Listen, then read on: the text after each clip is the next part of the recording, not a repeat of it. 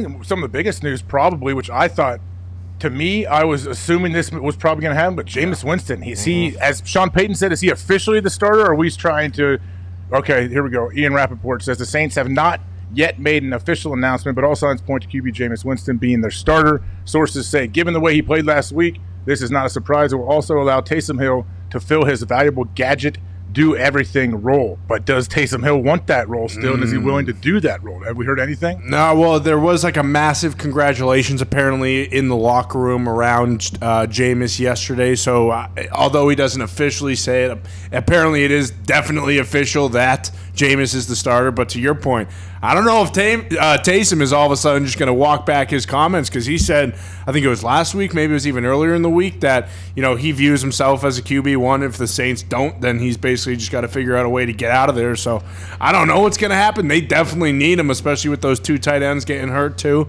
But it'll be interesting to see. Definitely a developing situation in New Orleans. Do you think this is ultimately kind of on Sean Payton, because he said, like, he's my Steve Young, and he kind of set these, like, almost unrealistic expectations around Taysom Hill? And does that mean Jason is Joe Montana?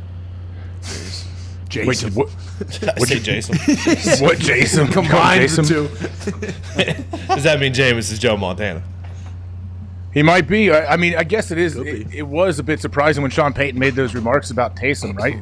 But do you think he probably said those, and I'm guessing he meant it at the time, but do you think is it possible that he got Taysom kind of as a full-time QB for a little bit, and he didn't develop and see he wasn't able to run the offense that Sean Payton wants to run? Yeah, well, even if he meant it at the time, he still went with Teddy B 2 years ago, before he said, or after he said that rather. So I think because of what he does on the field outside of throwing the ball, it's too valuable to take away. But clearly he doesn't view it that way. He thinks he's the QB1 or can be a QB1. So we'll see what happens. But New Orleans needs him to be playing with Jameis, because if they're no Michael Thomas for the first 7 weeks, they really only have Kamara. If they don't, have success running the football, and then they have to sling it around with Jameis, they need another guy. And Taysom is perfect to be out there running slant routes, little RPOs for the guy. Well, guess who's coming to town week 1?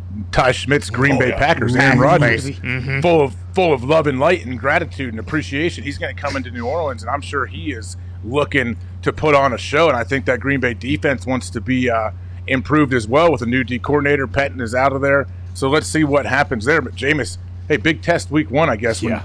Green Bay's defense, obviously, I think they are very solid, and I think Green Bay's offense is only getting better from where they were last year. Now, they most likely will not have old Takatari out there left tackle, but let's see what happens. I don't know. What's the timetable on old Justin Takatari? I have no idea, to be honest. I mean, I saw some stuff from camp, just like a few videos. Like he's doing stuff. It looks like he looks pretty good, but I have no idea when. Has he been in pads yet? Have you seen him? I don't think so. No.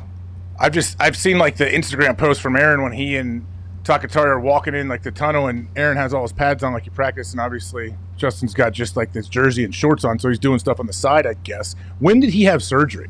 Do you guys know exactly? I think right after. Yeah, right? I think January or February. Yeah, I think it was like almost immediately after, maybe like a week or so after he tore his ACL, and he was done for the season because right before the NFC Championship. January 7th. Okay, so he's got he's over 7 months out of there, I guess. Usually I guess back in the day ACLs used to be like 9 months to a year. Now guys get back anywhere from 6 to 9 months, I feel like 6 to 11.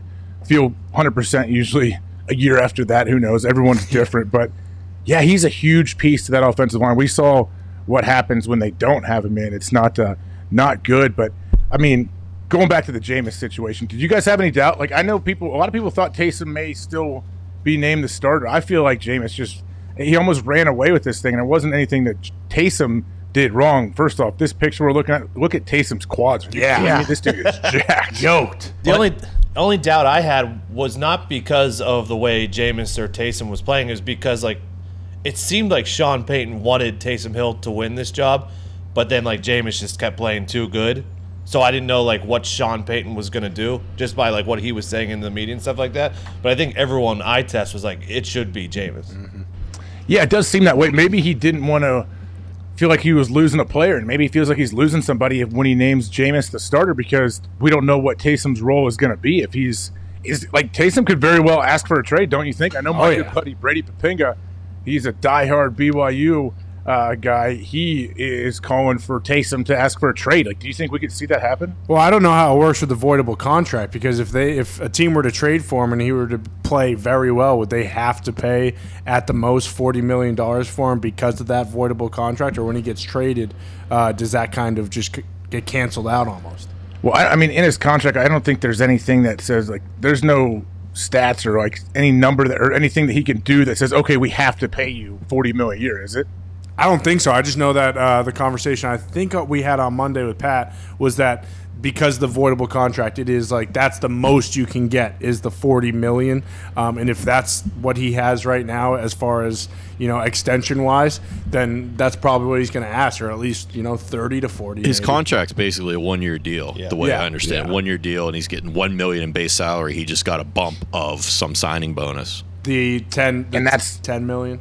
And that's a way that they can push that down and get it off their cap this year by his salary only being $1 million, and it's all in a bonus. Is it odd at all that this came out now? Like, if there is like a legitimate QB competition going into the first week of the season, like, does it really matter that much in terms of like an opposing defense and game planning to like not have them not know who you're actually going, like, because now the Packers have a full week of preparation knowing that Jameis is the starter. Does that matter at all, you think? It does matter a little bit, and a lot of coaches are more secretive than others and won't name a starter, mainly if it is like a situation with Jameis and Taysom, to where they're two different style quarterbacks. Like, that's when it can make a difference. Right. If you're choosing between two drop back quarterbacks, then no, it honestly doesn't matter who the quarterback is. But when they kind of played different styles of ball and the offense changes a little bit, the other defense, sure, they have another week to work on just Jameis, but guess what? They're still worried about Taysom, because who knows what Taysom's package is. So they may have more to work on now, because you're not exactly sure how they will employ Taysom. He's probably going to be all over the field. I mean, they don't have a lot of weapons right now, especially with Michael Thomas out. So week one should be very fun to watch. Well, and we've talked about it before too. Like, week one starter obviously matters, but like if he comes out and the Packers beat them by 40, like there's definitely going to be some rumblings of maybe you wheel Taysom out week 2, week 3 if he continues to struggle. But all signs point to him playing well, especially if he's dropping balls in the bucket like he was against the Jags the other night. And if Callaway continues his dominance and what he's able to do, catching the ball down the field, we know Jameis likes to sling that thing. You just got to find a way to limit his turnovers.